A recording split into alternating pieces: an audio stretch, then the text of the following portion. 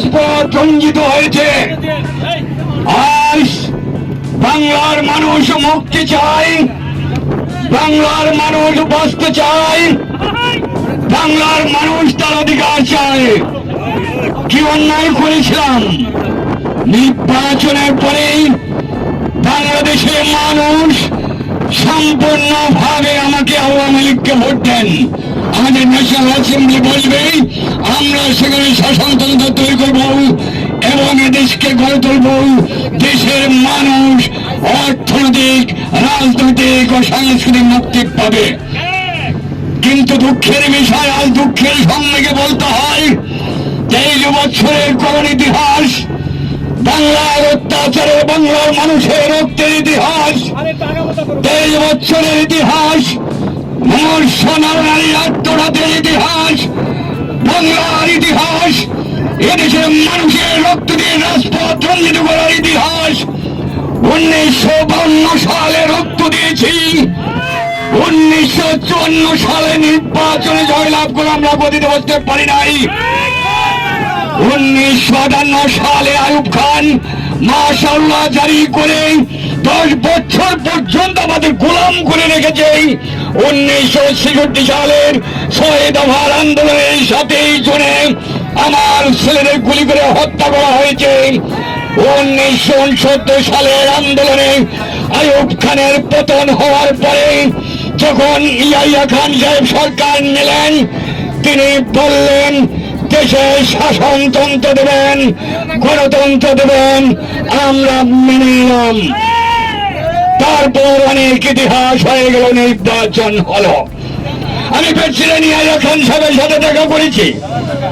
আমি শুধু বাংলারই নয়, পাকিস্তানের পার্টির নেতা হিসেবে তাকে অনুরোধ করলাম যে 15 ফেব্রুয়ারি তারিখে আপনি জাতীয় পরিষদের অধিবেশন দেন।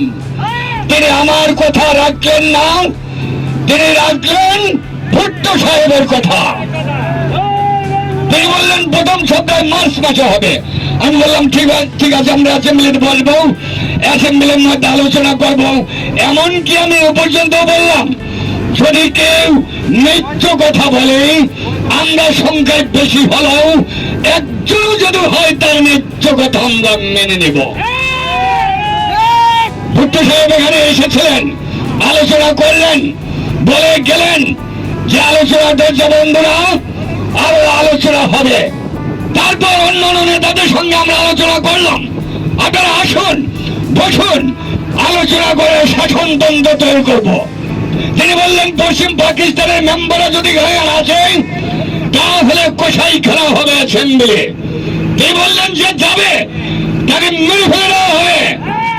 যদি কেউ অ্যাসেম্বলিতে আসে তাহলে পেশোয়ার থেকে করাচি পর্যন্ত দোকান জোর করে বন্ধ করে দেওয়া হবে। আমি বললাম অ্যাসেম্বলি চলবে। ইয়াহিয়া খান প্রেসিডেন্ট হিসেবে অ্যাসেম্বলি ডেকেছিলেন, আমি বললাম আমি যাব। ভুট্টো সাহেব বললেন তিনি যাবেন না। 35 জন সদস্য পশ্চিম পাকিস্তান থেকে এখানে আসলেন। তারপর হঠাৎ 1 তারিখ অ্যাসেম্বলি বন্ধ করে দেওয়া হলো। দোষ দেওয়া হলো বাংলার মানুষকে, দোষ দেওয়া হলো আমাকে। অ্যাসেম্বলি বন্ধ করে দেওয়ার পর দেশের মানুষ প্রতিবাদ মুখর হয়ে উঠল। আমি বললাম আপনারা শান্তিপূর্ণ ভাবে হরতাল পালন করুন। আমি বললাম আপনারা কল কারখানা সবকিছু বন্ধ করে দেন। জনগণ সাড়া দিল, আপন ইচ্ছায় জনগণ রাস্তায় বেরিয়ে পড়ল। তারা শান্তিপূর্ণ ভাবে সংগ্রাম চালিয়ে যাওয়ার জন্য স্থির প্রতিজ্ঞাবদ্ধ হলো। কি আমরা আমার পয়সা দিয়ে অস্ত্র কিনেছি ভবিষ্যৎ আক্রমণ থেকে দেশকে রক্ষা করার জন্য, আর সেই অস্ত্র ব্যবহার হচ্ছে আমার দেশের গরিব দুঃখিনার্ত মানুষের বিরুদ্ধে। তার বুকে উপর চালাচ্ছে গুলি। আমরা পাকিস্তানের সংখ্যাগুলো, আমরা বাঙালিরা যখনই ক্ষমতা আসার চেষ্টা করেছি তখনই তারা আমাদের বই ছাপিয়ে বলেছে। আমি টেলিফোনে আমার সাথে তার কথা হয়, আমি তাকে বলেছিলাম জেনারেল ইয়াহিয়া খান সাহেব আপনি পাকিস্তানে প্রেসিডেন্ট, দেখে যান কিভাবে আমার বাংলার গরিবের, আমার বাংলার মানুষের বুকের উপর গুলি করা হয়েছে, কি করে মায়ের কোল খালি করা হয়েছে। কিভাবে মানুষকে হত্যা করা হয়েছে, আপনি আসুন দেখুন, বিচার করুন। তিনি বললেন, আমি নাকি স্বীকার করেছি 10 তারিখে রাউন্ড টেবিল কনফারেন্স হবে। আমি তো অনেক আগেই বলে দিয়েছি কিসের আসছি, কার সাথে বলবো, যারা আমার ভাইয়ের বুকে রক্ত নিয়েছে তাদের সাথে বলবো। হঠাৎ আমার সাথে পরামর্শ না করে 5 ঘন্টার গোপনে বৈঠক করে যে বক্তৃতা তিনি করেছেন, সমস্ত দোষ তিনি আমার উপর দিয়েছেন, বাংলার মানুষের উপর দিয়েছেন। ভাইরা আমার, 25 তারিখে অ্যাসেম্বলি কল করেছে, রক্তের দাগ শুকায় নাই। আমি সিদ্ধান্ত নিয়েছিলাম শত শহীদের রক্তে পাড়া দিয়ে আর প্রেসিডেন্ট মুজিবুর রহমান যোগদান করতে পারেন না। অ্যাসেম্বলি কল করেছে, আমার দাবি মানতে হবে। প্রথম, সামরিক আইন মাশাআল্লাহ উদ্ধ করতে হবে, সমস্ত সামরিক বাহিনীর লোকদের ব্যাগে ফেরত দিতে হবে, যেভাবে হত্যা করা হয়েছে তার তদন্ত করতে হবে, আর জনগণের প্রতিনিধির কাছে ক্ষমতা হস্তান্তর করতে হবে। তারপরে বিবেচনা করে দেখবো আমরা অ্যাসেম্বলিতে বসতে পারবো কি পারবো না। এই পূর্বেই অ্যাসেম্বলি বসতে আমরা পারি না। আমি প্রধানমন্ত্রিত্ব চাই না, আমি এদেশের বাংলার মানুষের অধিকার চাই। পরিষ্কার অক্ষরে বলে দেওয়া চাই যে আজ থেকে এই বাংলাদেশে কোর্ট কাছারি, আদালত, ফৌজদারি, শিক্ষা প্রতিষ্ঠান অনির্দিষ্ট কালের জন্য বন্ধ থাকবে। পরিবেশ যাতে কষ্ট না হয়, যাতে আমার মানুষ কষ্ট না করে, সেই জন্য সমস্ত অন্যান্য যে জিনিসগুলি আছে সেইগুলি সমাজ হরতাল কাল থেকে চলবে না। রিক্সা, গরু গাড়ি চলবে, রেল চলবে, লং চলবে। শুধু সেক্রেটারিয়েট, সুপ্রিম কোর্ট, হাইকোর্ট, জজ কোর্ট, সেমি গভর্নমেন্ট দপ্তর যতগুলো লব্ধা, কোনো কিছু চলবে না। 28 তারিখে কর্মচারীদের বেতন নিয়ে আসবেন।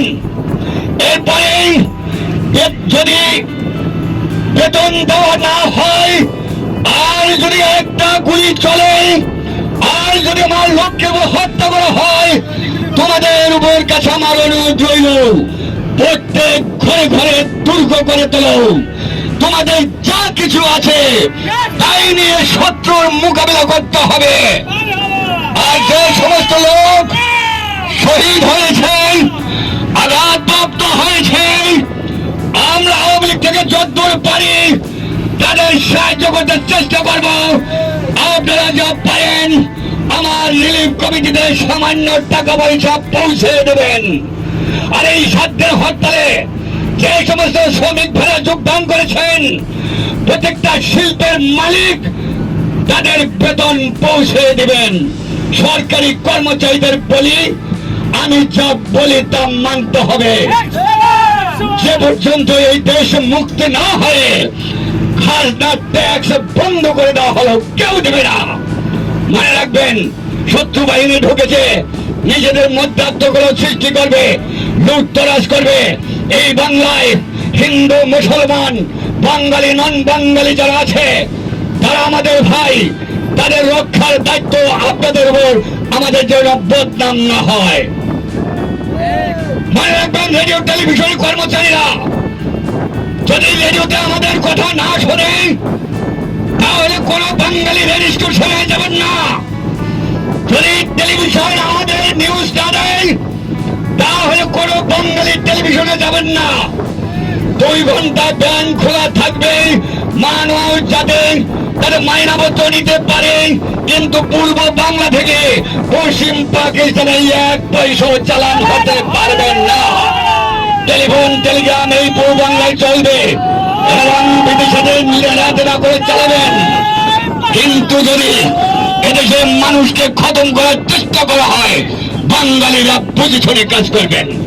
প্রত্যেক গ্রামে, প্রত্যেক মহল্লায় আওয়ামী লীগের নেতৃত্বে সংগ্রাম পরিষদ গড়ে তোলো। তোমাদের যা কিছু আছে তাই নিয়ে প্রস্তুত থাকো। মনে রাখবা, রক্ত যখন দিয়েছি, রক্ত আরো দেব, এদেশের মানুষকে মুক্ত করে ছাড়বো ইনশাআল্লাহ।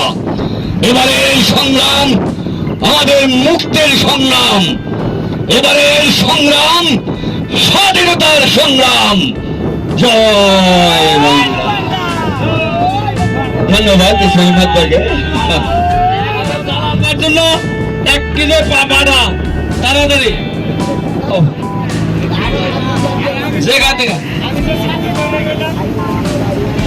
যে বক্তৃতা দিল আপনারা শোনেন। বাংলাদেশ স্বাধীনতা আইয়ুব খান যারা না বুঝছেন তারা বক্তৃতা বুঝবেন না, যারা দেখছেন তাদের উপরটা গুলি